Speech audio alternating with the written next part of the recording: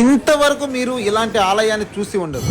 ఇక్కడ అమ్మవారు ఎంత శక్తివంతము అంటే, మీరు కోరుకున్న కోరిక తీరిన తర్వాత మొక్కు మర్చిపోతే స్వయముగా అమ్మవారు వచ్చి మీరు మరిచిపోయిన మొక్కును గుర్తు చేసి మరి నా మొక్కు తీర్చలేదే అని మరీ పిలుస్తారు. అంత శక్తివంతమైన అమ్మవారి దర్శనానికి రోజు 10,000 మంది పైగా భక్తులు, అమ్మవారి జాతర సమయంలో అయితే 8 లక్షల నుండి 10 లక్షల మంది భక్తులు వస్తారు. అనకాపల్లి నూకాంబిక అమ్మవారు.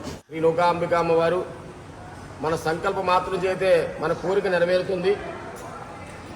అమ్మవారు కోరిన కోరికలు తెచ్చిన తర్వాత పొరపాటును మర్చిపోతే అమ్మవారు పిలుస్తుంది, వచ్చి ఏరా మర్చిపోయామని అడుగుతుంది. అడిగి తన ముక్కును చెల్లించే విధానంగా అమ్మవారు చేసుకుంటుంది.